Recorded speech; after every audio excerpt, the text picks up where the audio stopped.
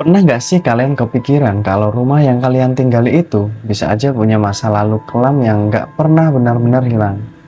Bukan cuma sekedar bangunan tua, tapi juga jadi tempat di mana arwah yang penasaran masih berdiam dan menunggu ditemukan. Cerita ini bukan rekayasa, ini kisah nyata yang terjadi di Cilacap pada tahun 1991. Cerita yang sempat heboh di lingkungan perumahan dinas sebuah perusahaan besar. Di balik tembok sebuah rumah Belanda yang terlihat megah dan elegan, ternyata tersembunyi sebuah tragedi yang membekas sampai puluhan tahun kemudian. Dan kisah ini bermula dari satu suara kecil, suara biola yang muncul pada malam hari, dan suara tangisan seorang anak perempuan yang tak pernah bisa keluar dari tempat persembunyiannya. Selamat datang di Double Way, tempat di mana cerita seram bukan sekedar dongeng.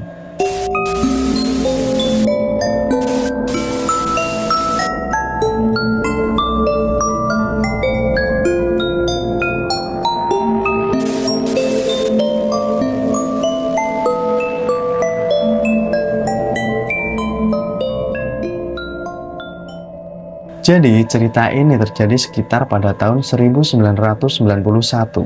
Kisah ini diceritakan oleh seseorang yang waktu itu masih duduk di bangku SD. Sebut saja Dio. Dia masih kecil, jadi belum ngerti apa-apa, bahkan soal dunia gaib. Tapi memori tentang kejadian itu nggak pernah hilang dari kepala dia. Orang tua Dio ini kerja di salah satu perusahaan besar di Indonesia. Jadi dia tinggal di rumah dinas perusahaan yang letaknya berdempetan langsung sama kantor pusatnya. Tapi yang menarik perhatian justru rumah di belakangnya. Tepat di belakang rumah dinas itu ada satu rumah besar, gaya arsitekturnya khas rumah kolonial Belanda pada zaman dulu. Rumah itu ditempati oleh kepala kantor pada saat itu, yang bernama Pak Jaya. Dia tinggal bareng istri serta anak-anaknya dan satu orang pembantu. Gambaran rumah ini memiliki halaman belakang yang luas, dan terdapat salah satu pohon besar yang konon itu pohon ini berposisi tepat di pojokan halaman belakang rumah itu. Pohon besar ini sudah berdiri sejak zaman Belanda. Pohonnya tuh tinggi, daunnya rimbun banget, batangnya pun gede. Dan sampai sekarang, pohon itu masih berdiri dengan kokoh. Dan yang jelas pohon itu rasanya punya aura beda dari yang lain. Nah, dari cerita-cerita orang tua dan tetangga, rumah ini itu dulunya pernah ditinggali oleh seorang perwira militer Belanda pada masa penjajahan. Perwira ini ditinggal di sana bersama istri dan anak perempuannya yang baru berusia 7 tahun. Nah, anak perempuannya itu bernama Elin. Elin ini dikenal sebagai anak yang ceria, dia mempunyai paras yang cantik dan juga sangat jago main biola. Saking sukanya dengan biola, ini tidur pun dia deket tuh biola. Dan katanya si Elin ini sih sering tampil kalau ada tamu penting datang. Dan banyak warga pribumi zaman dulu yang masih ingat gimana suara biola kecil dari rumah itu sering terdengar mengalun setiap sore hari. Tapi semua kenangan indah itu sirna di suatu malam yang kelam dan tragis. Cerita mencekam ini dimulai waktu Pak Jaya dan keluarganya harus pergi ke Bandung selama 4 hari karena ada urusan keluarga. Dan karena rumahnya ini yang cukup besar, akhirnya dia minta bantuan kedua orang cleaning service di kantornya untuk menjaga rumah selama dia pergi, sekalian benerin tembok-tembok yang sudah ngelupas. Dua orang itu adalah Pak Andri dan Pak Rino. Mereka udah lama kerja di kantor itu dan dikenal sebagai orang yang sangat rajin. Itu salah satu alasan kenapa Pak Jaya ini memilih dua orang tersebut. Hingga keesokan paginya, Pak Andri dan Rino ini datang ke rumah dinas itu dan bertemu sama Pak Jaya mengobrol sambil diberi arahan sebelum Pak Jaya ini pergi. Hingga pada malam pertama, mereka tinggal di situ dan mereka tidur di ruangan yang kecil dekat dapur sambil istirahat, ngobrol ngalor ngidul tanpa ada sesuatu yang janggal. Mereka ngerasa rumah itu adem dan nyaman-nyaman aja. Tapi semua mulai berubah ketika tengah malam. Sekitar jam 2 dini hari, Pak Andri ini tiba-tiba kebangun. Bukan karena kebelet, melainkan dengar suara klak-klik seperti langkah sepatu. Awalnya dia pikir ini suara temannya, Rino, yang sedang keliling ruangan.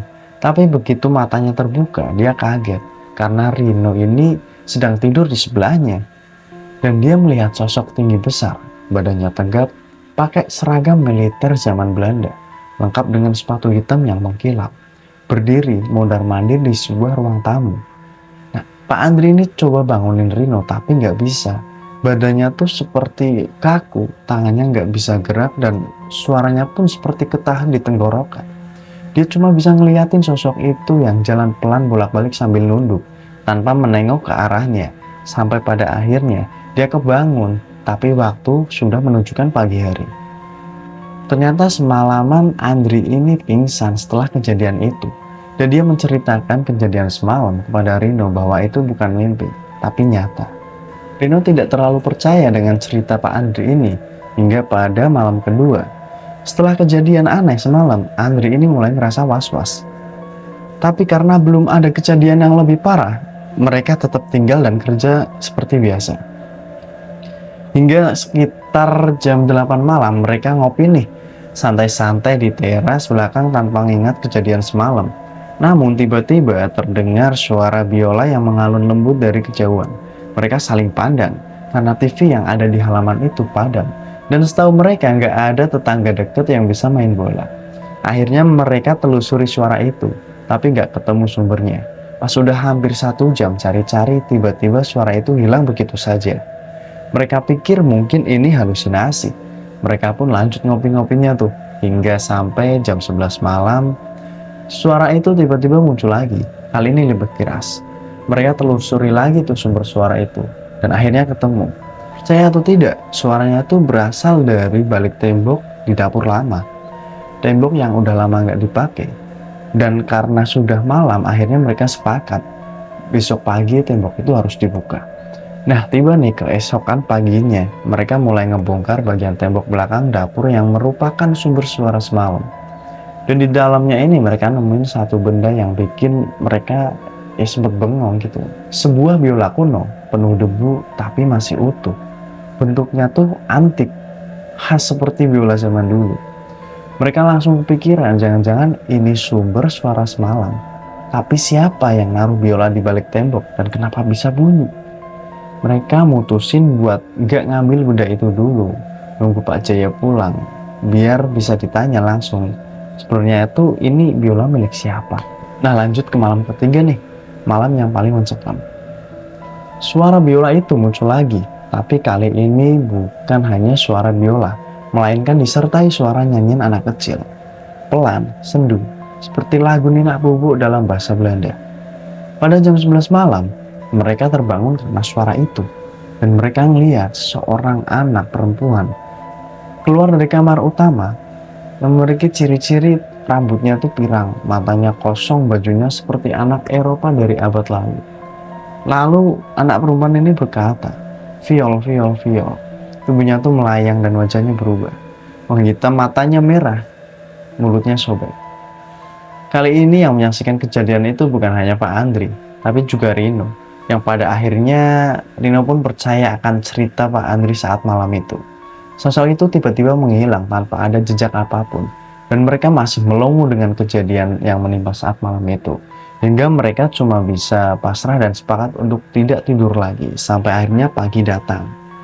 Mereka duduk tuh di depan teras rumah sambil menunggu tuan rumahnya datang. Karena memang sudah waktunya Pak Jaya ini pulang. Tibalah Pak Jaya di rumah dinas itu. Mereka langsung cerita semuanya. Awalnya Pak Jaya ini nggak percaya. Tapi karena dua orang ini bilang hal yang sama, dan kelihatannya tuh sangat ketakutan, akhirnya dia cari tahu tuh ke tetua setempat atau sesepuh sekitar. Dan dari sanalah semua terungkap. Jadi tahun 1930-an, rumah itu pernah mengalami perampokan oleh segerombolan orang bersenjata. Suatu malam, petinggi Belanda itu mendengar suara gaduh dari luar, yang membuat dia akhirnya keluar dari kamarnya. Di luar dugaan, ketika dia keluar dari kamar, 4 penjaga rumah ini atau satpam gitu ya, sudah tergeletak dan tidak bernyawa. Petinggi Belanda ini akhirnya lari masuk ke dalam kamar lagi dan bilang kepada istrinya untuk sembunyi di ruangan khusus yang memang sudah dia buat untuk berlindung. Nah, ruangan ini tuh seperti sebuah lemari tapi di balik tembok gitu. Akhirnya istri dan anaknya itu masuk tuh ke ruang persembunyian itu. Hingga dirasa aman, istri petinggi Belanda ini keluar untuk melihat keadaan dan mengunci ruangan tersebut dari luar. Namun apa yang dia lihat, suaminya sudah tergeletak di lantai dengan darah yang mengucur dan kepala yang terpisah. Dia mencoba menyelamatkan diri, namun belum sempat lari dari belakang, itu ada sebuah tebasan pedang yang tepat mengenai pada lehernya. Nah, terus gimana dengan si Elin ini? Sayangnya tak ada yang tahu. Bahkan segerombolan perampok itu pun tak tahu bahwa ada ruang khusus yang terdapat orang di dalamnya. Dan karena ruangan itu dikunci dari luar, akhirnya Elin ini meninggal perlahan karena kehabisan udara. Jasadnya baru ditemukan 20 tahun kemudian, secara tak sengaja saat renovasi rumah. Kisah ini mungkin terdengar kayak cerita horor biasa sih, tapi ini nyata. Dan sampai sekarang banyak warga sekitar yang percaya kalau suara biola yang indah itu kadang masih terdengar. Setelah tahu sejarah kelam itu, akhirnya biola kuno itu dikubur secara simbolik di halaman belakang, pas deket dengan pohon besar yang tadi. Jadi gimana guys, menurut kalian cerita ini nyata atau fiksi? Tapi yang jelas cerita ini menarik dan menyeramkan sih. Nah, buat kalian yang punya pengalaman menyeramkan, tulis aja nih di kolom komentar. Siapa tahu itu jadi cerita kita berikutnya.